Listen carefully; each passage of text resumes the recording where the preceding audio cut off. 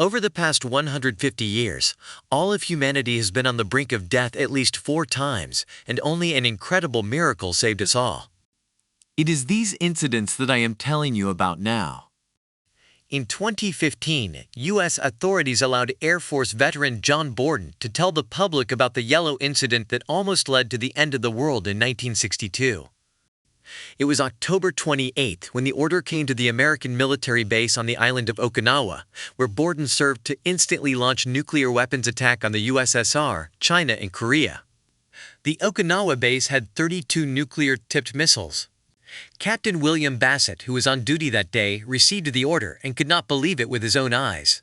He began to suspect that there must be some kind of mistake, but there was very little time to think about it.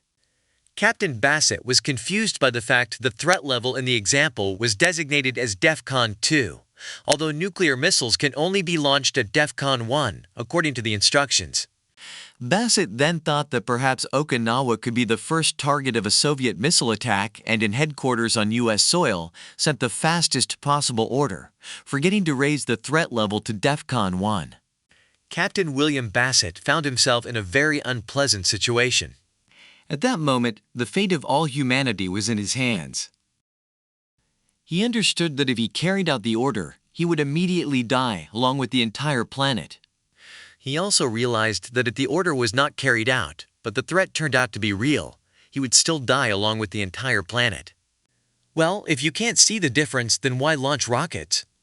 At the same time, there was a chance that this was a false alarm. As a result, Bassett picked up the phone and called his superiors. He lied to them, said he received a fuzzy display that was garbled when it was transmitted by teletype.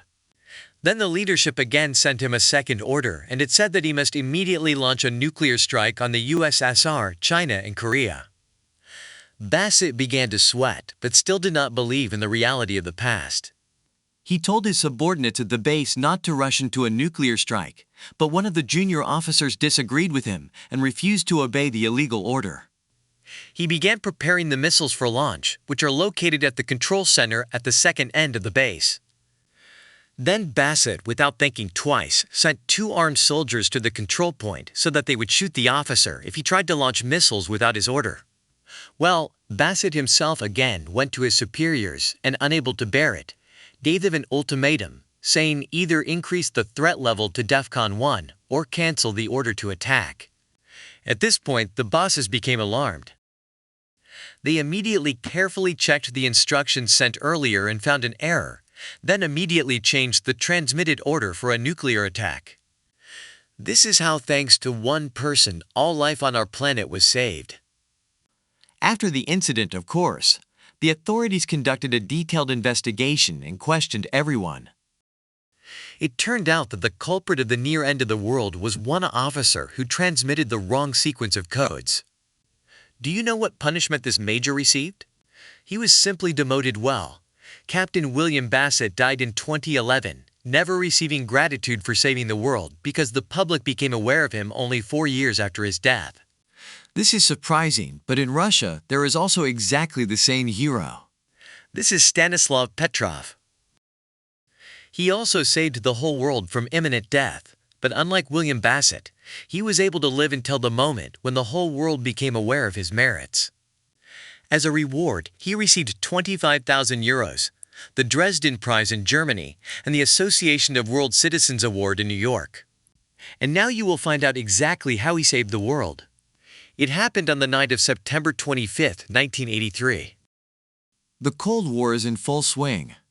At the command post of the Missile Attack Warning System located near Moscow, Lieutenant Colonel Stanislav Petrov of the Soviet Army was on duty.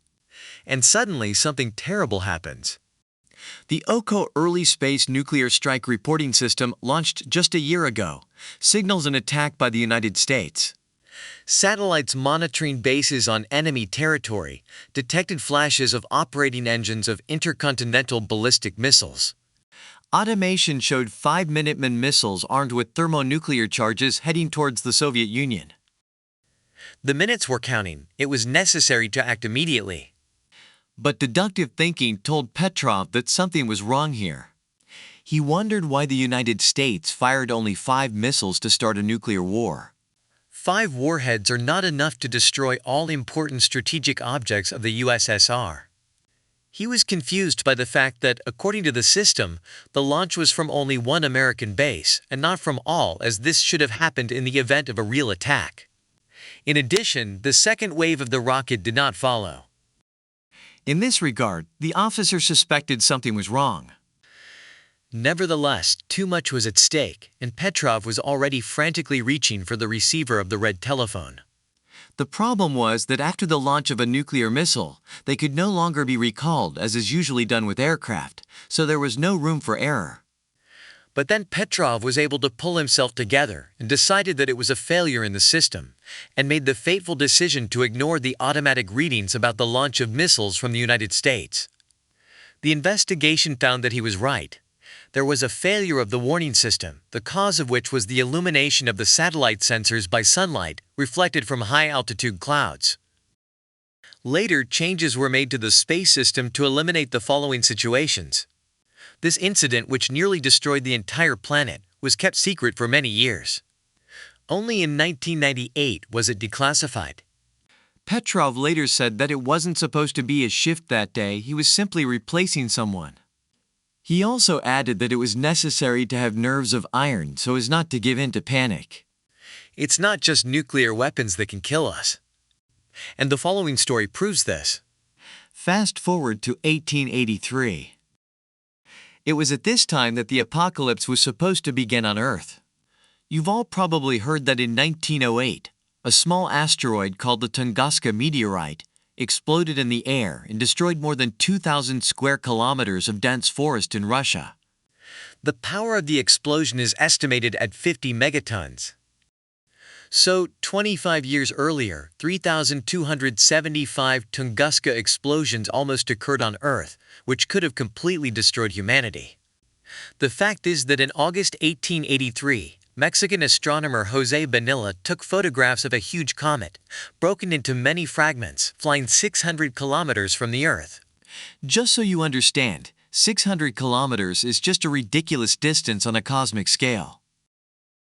We are simply incredibly lucky. According to scientists, if these fragments crashed into our planet, the force of the explosion would be equivalent to the force of the explosion of 3,000 Tunguska meteorites.